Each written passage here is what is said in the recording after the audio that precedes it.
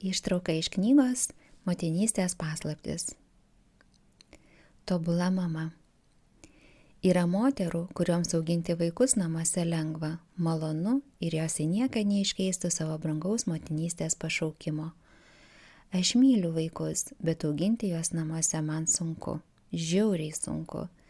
Tas nuolatinis buvimas toje pačioje aplinkoje, kūrybos trūkumas arba visiškas jos nebuvimas mane dusina. Baisu net kam ir pasiguosti, kad namuose neturiu ką veikti.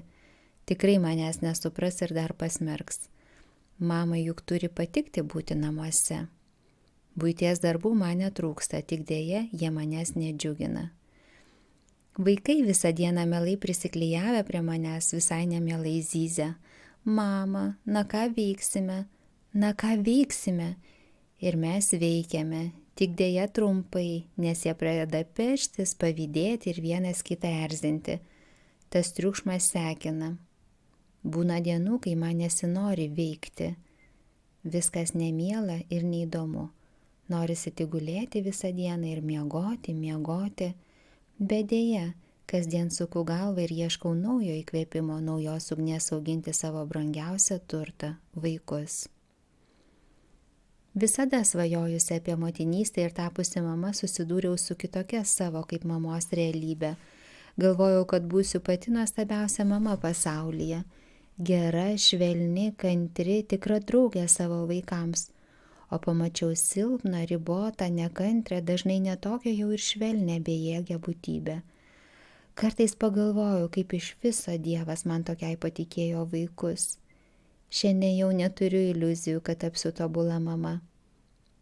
Tobulas vienas Dievas, o aš mama, klystanti, susigėdusi, atgailaujanti, mama, kuri metai iš metų suka ratus po tą patį mikrorajoną, sėdi toje pačioje smėlio dėžėje, 100 kartą skaito lotą iš Pramuštgalvių gatvės, geria 5 puodelį kavos per dieną, kad neužmigtų, ir supranta, jog vis dėlto yra ir tokių moterų, kurioms sunku auginti vaikus namuose, bet jos į nieką neiškeistų motinystės pašaukimo.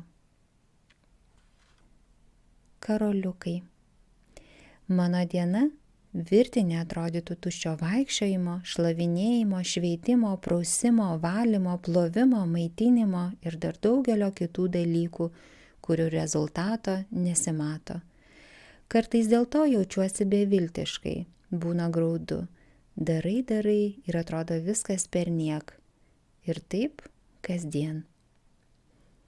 Kartą perskaičiau gražią mintį. Veri karoliukus visą dieną, o vakare paaiškėja, kad siūlo nėra. Štai taip ir jaučiuosi. Vėl viskas iš pradžių. Praeinant pro spaudos kioską, žvilgsnis užkliuvo už žurnalo viršelio antraštės. Tik save pamiršdamas, žmogus atranda save. Šventasis Pranciškus Asyžietis. Akis prisipildė ašarų, širdis jaudulio. Vadinasi, ne perniek. Dangus mato, dangus vertina mūsų mažus darbelius. Kokia viltis ir paguoda. Einu įverti savo karoliukų, pakylėtą širdimi, nors ir žinau paslaptį. Siūlo nėra. Žinau, jog mano darbas vertingas.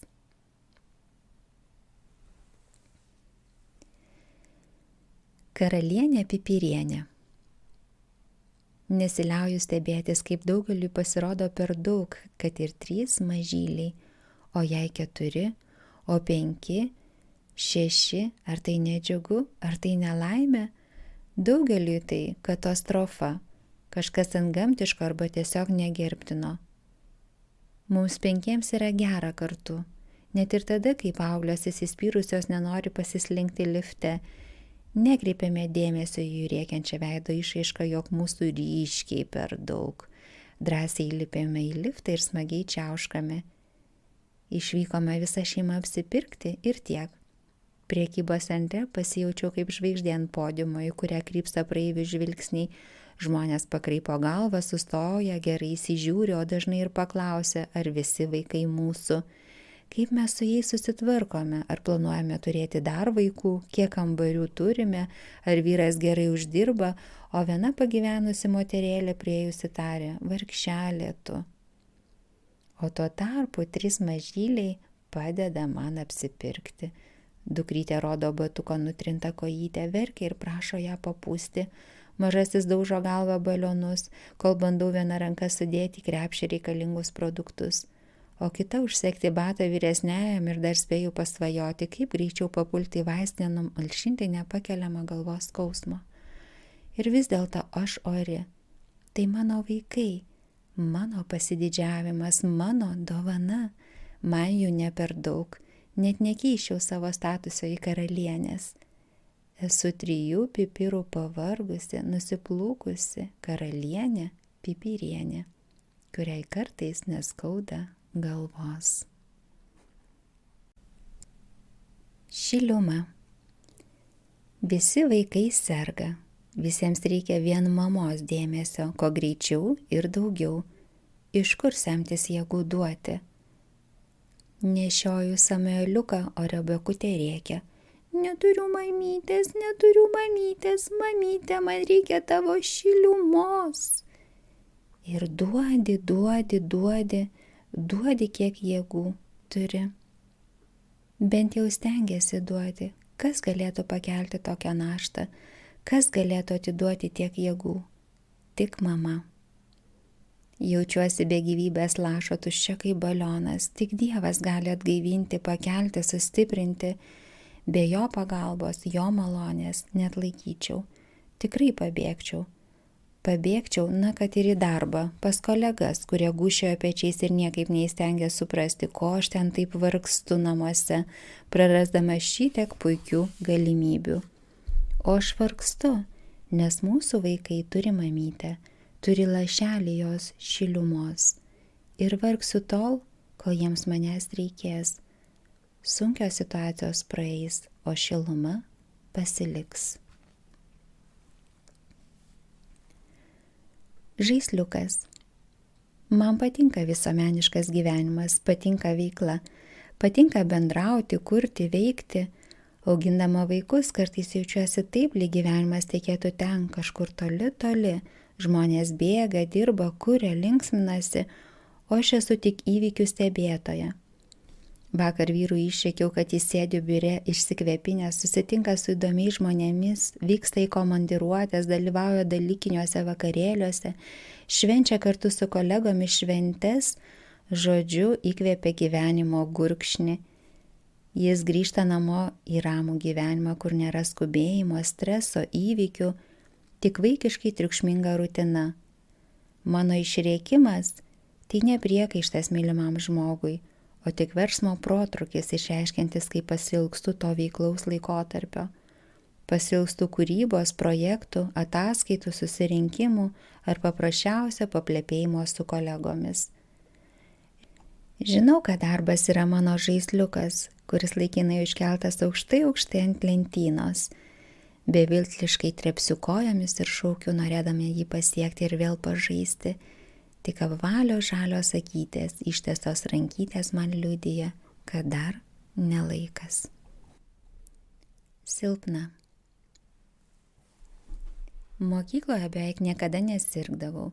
Reikėdavo ypatingų pastangų ir išmonės, kad susirgčiau. Net pykdavau, jog esu tokia stipri, o kad dabar tą sveikatą pasiskolinčiau. Dar niekad nebuvau tokia fiziškai silpna.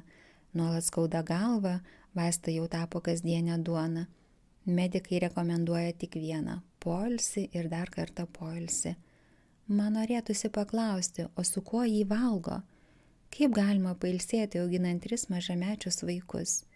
Ištisą parą jų gyvenimas sukasi apie mane. Net ir esant tėčiui, sisiuką padarys tik su mama, valgys tik su mama, miegos tik su mama. Kartais norisi užsidaryti mažame kambarėlyje ir gyventi be kvapų, garsų, emocijų. Pavargau nuo skausmo, jis sekina. Viliuosi, kad kai esu silpna, Dievas manyje stiprus. Remiuosi į Dievą, nes šiandien neišgyvenčiau be jo palaikymo ir malonės. Mamų klubas. Ta rytą išėjusi su vaikais į lauką tikrai nesitikėjau kam nors guostis ar pasakoti, kaip gyvenu, kokia esu pavargusi, mano nervai ant ribos. Sutiktas pažįstamasis 4 metus manęs nematė, todėl paklausė, kaip gyvenu. Pasakiusi, kad gerai, prapliupau raudoti. Taip jau kartais nutinka, kad nustembame pačios, kai apsiverkėme net vaistinėje pirkdamos vaistus nuo slogos. Kadangi sutiktoje šeimoje auga 2 mergytės, jis iškart suprato mano atsakymo gerai reikšmę ir ištarė, tau dabar labiausiai reikėtų mamų klubo. Davė žmonos telefoną ir pasakė, jog šiandien vyks pirmasis susitikimas, į kurį galiu nueiti. Einant į mamų klubą, Nojus keletą kartų prisisiojo į kelnes ir mes grįžome namo. Taip aš ir nenuėjau į mamų klubą nei tą, nei kitą kartą, kol į namus atvyko gydytoja apžiūrėti Nojukui pilvo. Ši moteris buvo mano pirmasis sutiktas žmogus, taip ramiai kalbantis apie motinystę. 5 vaikų mama kalbėjo apie motinystės pašaukimo grožį, savęs išsižadėjimą. Mane ėmė šiurpas. Kaip galima tiek metų nedirbti, auginti vaikus ir būti tik mama? Mano galvoje sukosi tik viena mintis.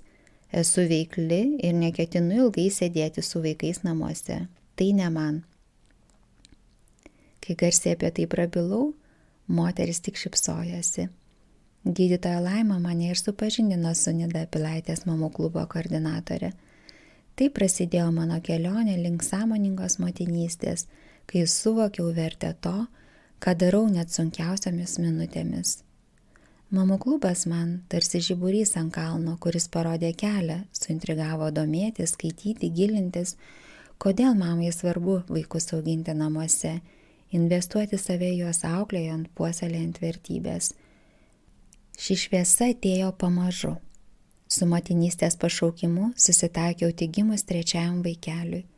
Nurimau suvokusi, jo kūrėjas nepatikėjo man svarbesnių darbų, kaip atsidavimo 3 mažyliams.